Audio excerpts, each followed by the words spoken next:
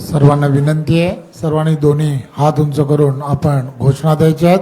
बोला भारत माता की जय, भारत माता की जय वंदे मातरम, वंदे मातरम. भारतीय जनता पार्टीचा विजय असो. आज औसा या मतदारसंघामधील संजय पाटीलजी, पवन साठेजी, दिनेश पाटील, शाहूराज जाधवजी, नारायण भोसलेजी, बजरंग मानेजी, गैनाथ सोमवंशीजी, राहुल भोसलेजी, दीपक पाटीलजी, अनंता पाटीलजी, पंढरी भोसलेजी, नेताजी जगताप, मनोज गिरी, काकासाहेब थोरमोठे, नामदेव पाटील, निळकंठ पाटील, सुभाष सरवदे, शेषराव महानवर, राम भोसले, त्याचबरोबर शरद लंगर, राहुल माने, जगन्नाथ कोल्हे, गणेश मुस्के, सोमनाथ सोमवंशी, सोपान चेवले, संपते सतीश, गणेश बोबिले, नागेश रामकर, महेश सोमवंशी, दीपक यादव, रोहन गोरे, शुभम बेवळे, सुधीर भुईभार, दिलीप उजवळे, शरद भोसले, भरत सूर्यवंशी, शिवाजी बांजुगळे, गुंडेराव माने, शिवाजी बाजूगळे, व्यंकट सातपुते, विश्वनाथ गुंडीबा. फार मोठी लिस्ट आहे, परंतु तरी मोजक्याच मंडळींची मी आता नावं घेतली आहेत. शिवसेना उभाटा गटातून आणि त्याचबरोबर महाराष्ट्र नवनिर्माण सेनामधून आणि विविध अशा कार्यकारी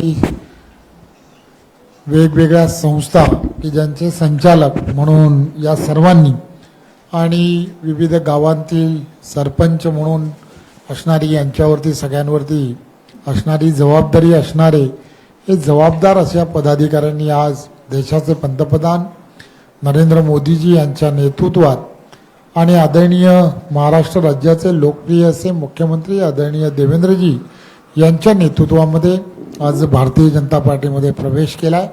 खरं तर मी या सर्वांना फक्त आश्वासित करू इच्छितो की ज्या विश्वासाने आपण भारतीय जनता पार्टी पक्षामध्ये प्रवेश केला आहे, मी आपणा सर्वांना विश्वासाने सांगू इच्छितो की आपल्या विश्वासाला कुठेही तडा जाऊ दिला जाणार नाही आणि आपण सर्वजण एक परिवार म्हणून आपण सर्वजण राष्ट्रहिताच्या दृष्टिकोनातून येणाऱ्या काळामध्ये आणि आपण आणि आपल्यावरती अवलंबून असणारे त्या भागातील असणारे सर्व मतदार असतील, त्या भागातील असणारे नागरिक असतील, या सर्वांना विकासाच्या झोतामध्ये आणण्याचा आपण सामूहिकदृष्ट्या आपण सर्वांनी प्रयत्न करूया, एवढंच या प्रसंगी सांगतो. पुन्हा एकदा आपल्या सर्वांचं भारतीय जनता पार्टीमध्ये खूप खूप स्वागत.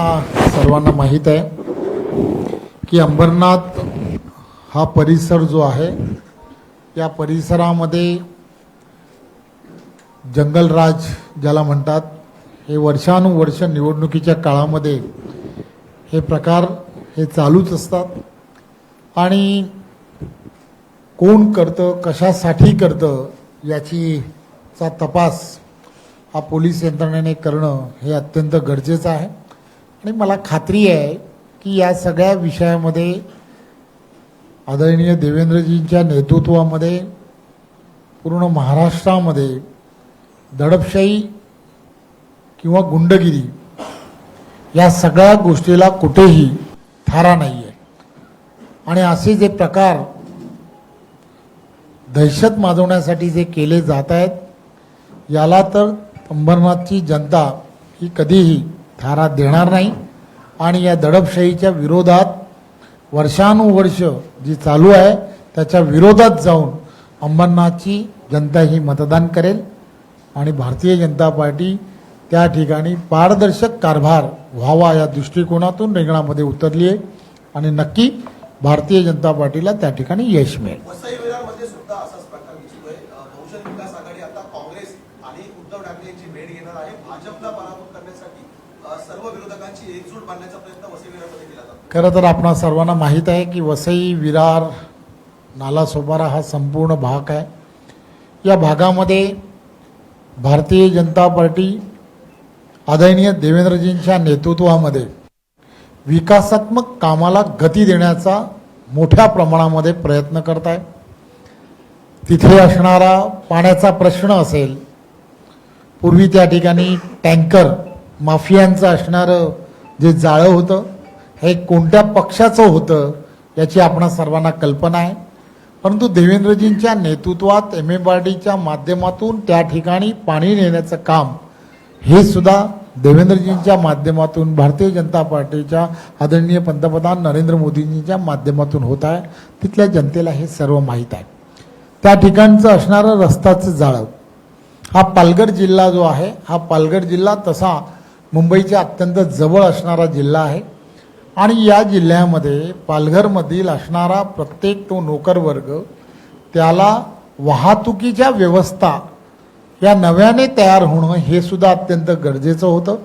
आणि म्हणून रेल्वेवरतीच डिपेंडंट न राहता तिला त्याचा असणारा पूर्वीचे जे मार्ग आहेत त्याला मेट्रो रिंग, त्याला तो भाग जोडणं आणि त्याचबरोबर त्या भागामध्ये नागरीकरणाबरोबर त्या ठिकाणी औद्योगिकी वसाहती मोठ्या प्रमाणामध्ये तयार झाल्या आहेत.